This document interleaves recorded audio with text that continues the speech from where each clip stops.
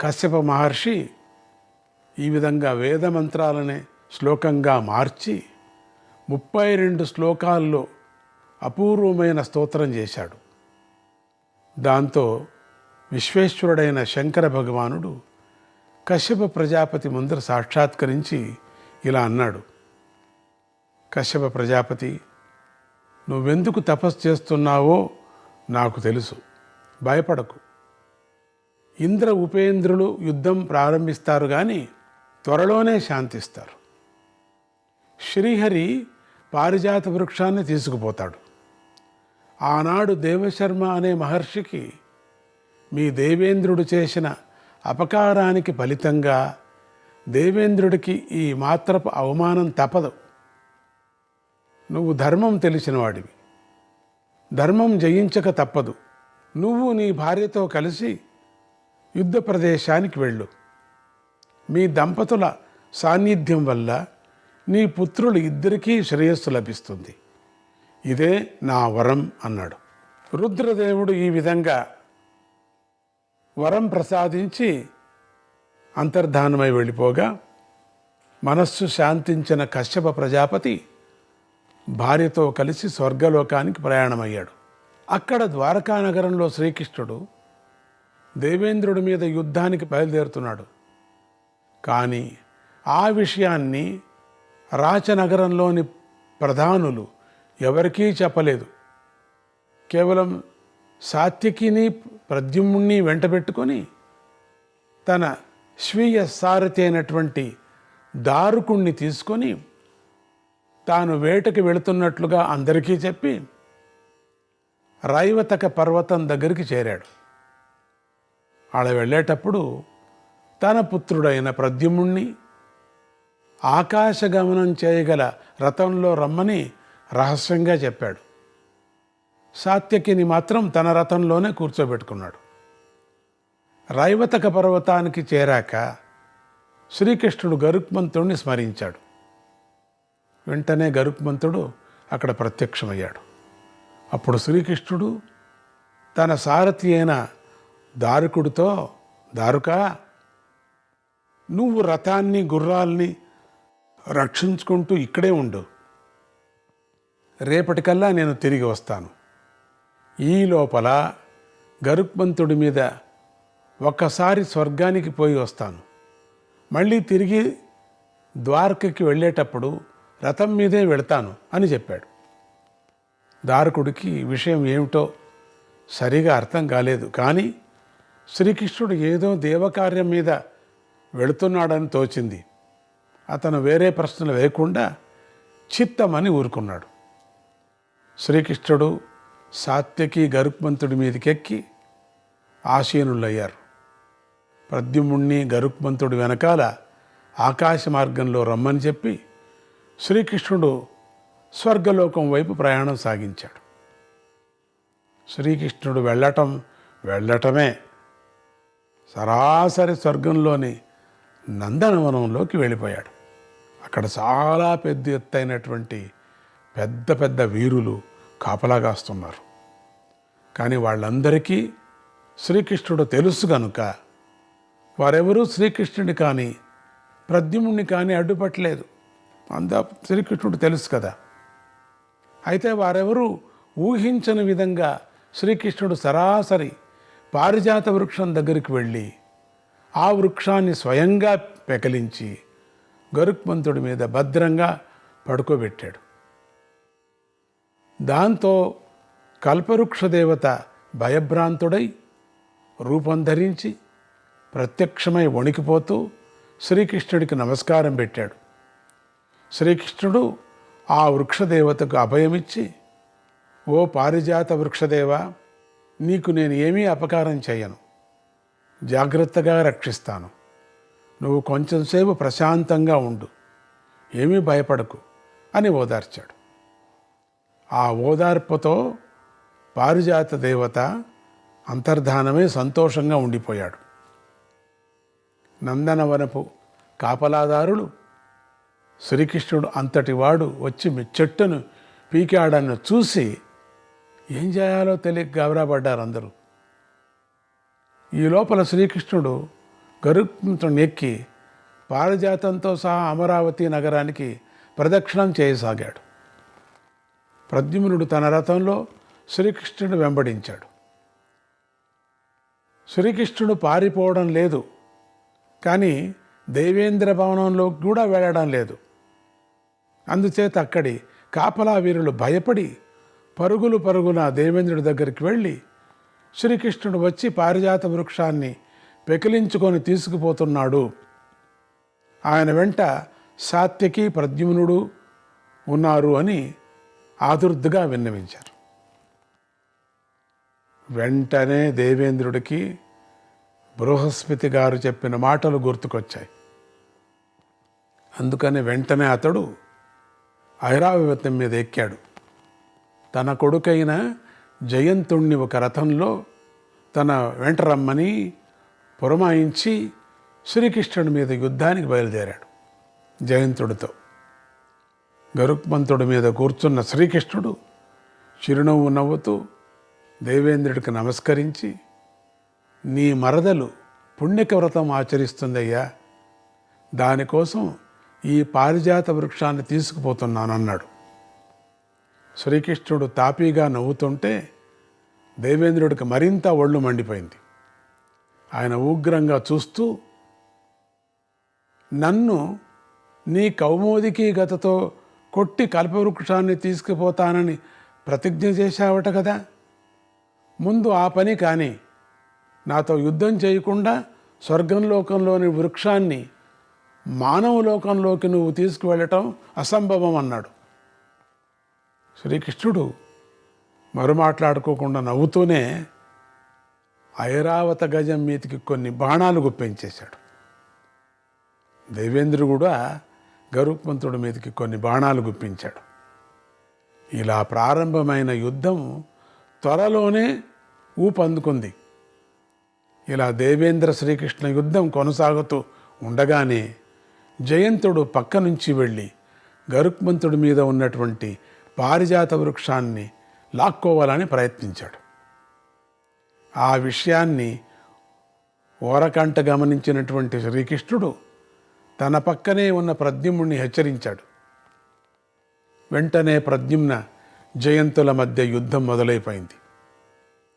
ఇలా 2 యుద్ధాలు సాగుతూ ఉండగానే మూడవ పక్క నుంచి ప్రవరుడు అనే దేవదూత మరో రథంలో వచ్చి పారిజాత వృక్షాన్ని లాక్కోపోవాలని ప్రయత్నం చేశాడు. ఈ ప్రయత్నాన్ని కూడా శ్రీకృష్ణుడే ముందుగా గుర్తుపట్టాడు. ఆయన వెంటనే వేరే రథంలో ఉన్న సాత్యకి హెచ్చరిస్తూ ఇలా అన్నాడు, సాత్యకి, ఈ ప్రవరుడు అనే దేవదూత చేసే దుష్ప్రయత్నాన్ని జాగ్రత్తగా అరికట్టాలి, కానీ ఇతని మీద తీక్షణమైన బాణాలు వేయకు, ఎందుకంటే ఇతను స్వతహాగా ఒక మహర్షి, తపస్సిద్ధిని సాధించినవాడు, మహాదివ్యాస్త్రాలను కూడా సంపాదించాడు, ఎన్నో దివ్యాస్త్రాలన్నీ కూడా సంపాదన చేశాడు. ఇతడికి బ్రహ్మదేవుడి వరం కూడా ఉంది. ఆ వరప్రభావం వలన ఇతడిని ఎవరు కూడా సంహరించలేరు, జాగ్రత్త. ఈ మహర్షి వీరుడు జంబూద్వీపం నుంచి స్వర్గానికి వచ్చి మెల్లగా దేవేంద్రుడికి మిత్రుడయ్యాడు. అందుకే దేవేంద్రుడి పక్షాన మన మీదికి దూకుతున్నాడు. కనుక నువ్వు ఇక్కడే ఉండి ఇతడి మీదికి బాణాలు వెయ్యి, అతను ముందుకు వచ్చుకు రాకుండా అడ్డం పెట్టు. ఇతను మహర్షి కనుక ఇతని చాపల్యాన్ని మనం కొంత సహించక తప్పదు అన్నాడు. ఆ మాటలు విన్న సాత్యకి చాకచక్యంగా బాణాలు ప్రయోగించి అతని ధనస్సు విరగ్గొట్టి, ఓ మహర్షి, నీ దారిని నువ్వు పో, మహర్షులను చంపమన్నా చంపరు అన్నాడు. అది విన్న ప్రవరుడు ఒక పెద్ద నవ్వు నవ్వి ఇలా అన్నాడు, ఓ మానవ వీరా, నీ ఓర్పు చాలా గొప్పదయ్యా, కానీ ఇక్కడ చూపవలసింది ఓర్పు కాదు, పరాక్రమం. నేను సామాన్య వీరుణ్ణి అనుకుంటున్నావేమో, నేను సాక్షాత్తుగా పరశురాముల వారి శిష్యుణ్ణి, దేవేంద్రుల వారికి మిత్రుణ్ణి. ఇక్కడ ఉండే దేవతలకు శ్రీకృష్ణుడు అంటే కొంచెం మొహమాటం. అందుకనే వాళ్ళెవరూ యుద్ధానికి ముందుకు రావటం లేదు. నేను మిత్ర రుణం తీర్చుకోవటం కోసం యుద్ధంలోకి దూసుకొచ్చాను, నువ్వు నీ శక్తి చూపించు అన్నాడు.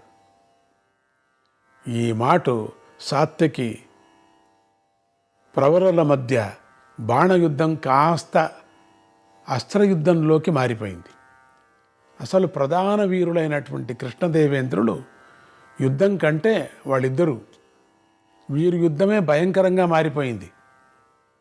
ఇది ఇలా ఉండగా ఇంద్రపుత్రుడైన జయంతుడు శ్రీకృష్ణపుత్రుడైన ప్రద్యుమ్నుడికి మీదికి బాణాలు గుప్పించాడు. వారి యుద్ధం తీవ్రంగా సాగింది. అన్నదమ్ముళ్ళు ఒక దశలో జయంతుడు ప్రయోగించిన దివ్యాస్త్రాన్ని ఒకదానిని ప్రద్యుమ్నుడు ఆపలేకపోయాడు. అది సరాసరి ప్రద్యుమ్నుడి రథంలో పడిపోయింది. కానీ ప్రద్యుమ్నుడు పక్కకి తూకేశాడు. అతని రథం మాత్రం పూర్తిగా కాలిపోయింది.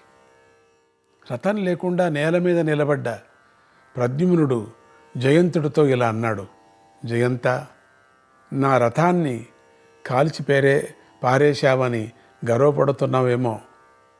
అది నేను మాయతో సృష్టించిన రథం. అది ఇలాంటి వాటిని 1000 రథాలు నేను సృష్టించగలను. మొదట్లో నువ్వు దేవేంద్రపుత్రుడివి కదా, నీలో ఏదైనా విశేషం ఉంటుందేమోనని భ్రమపడ్డాను. ఇప్పుడు ఆ భ్రమ తీరిపోయింది. నీ అస్త్రబలమేమిటో నాకు అర్థమైపోయింది. ఇక నాకు జంకు లేదు. నీ పరాక్రమం ఏమిటో చూపించన్నాడు. ఇంతవరకు చేసినటువంటి అద్భుతమైన యుద్ధంలో రథం మాత్రమే కదా కాలిపోయింది. రెచ్చగొట్టే ఈ మాటలతో జయంతుడు మరింత రెచ్చిపోయాడు. ఆ యుద్ధం భయంకరంగా సాగింది. అటుప్రక్క ప్రవర సాత్యకుల యుద్ధం కూడా భయంకరంగా సాగుతోంది. సాత్యకి మరోసారి ప్రవరుడి ధనస్సును విరగొట్టాడు.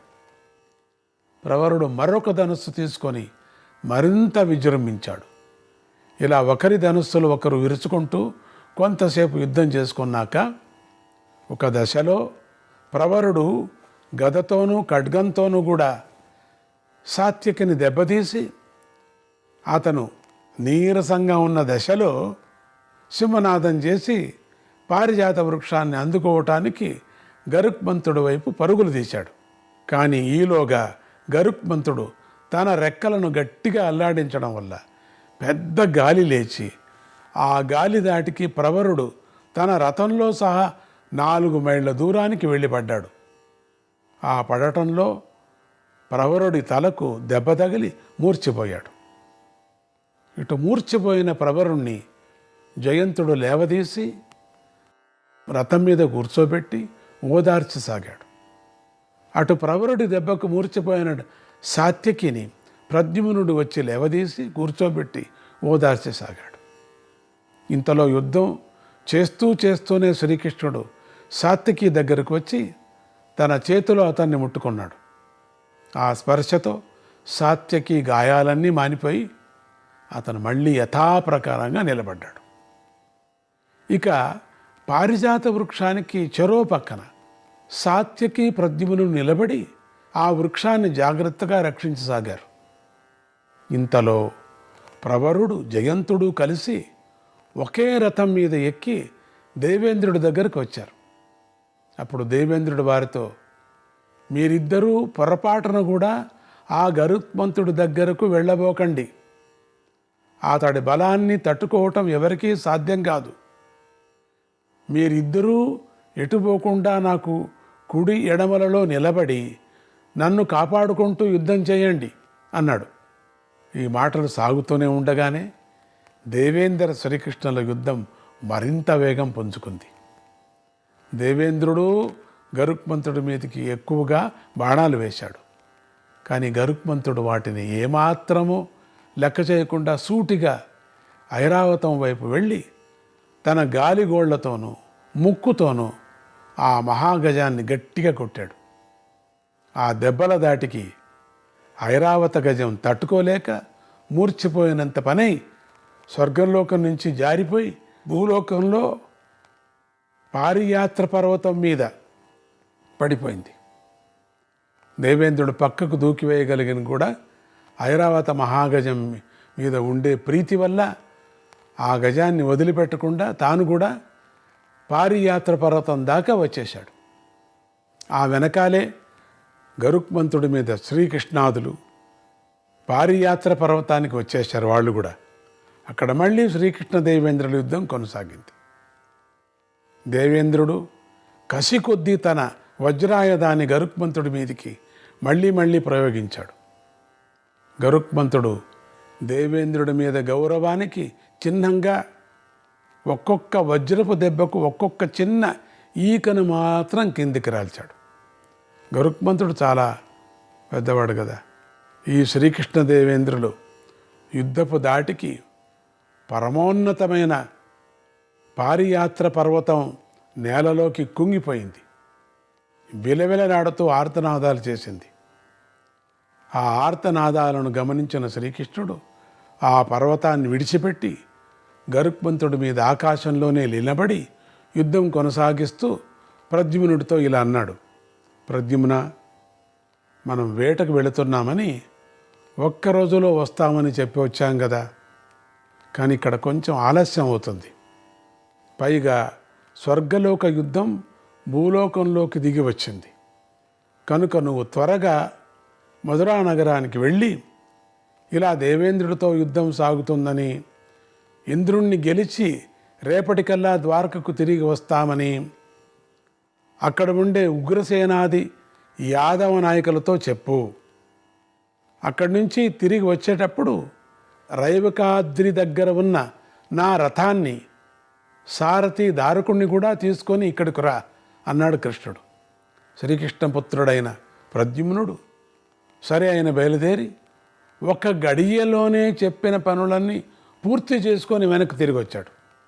తన రథం తన దగ్గరికి వచ్చేసరికి శ్రీకృష్ణుడు గరుక్మంతుడి మీద నుంచి దిగి తన రథంలో కూర్చొని దాని ద్వారా పారియాత్ర పర్వతం మీదకి ఎక్కి ఐరావత గజం పడి ఉన్న చోటికి వచ్చాడు.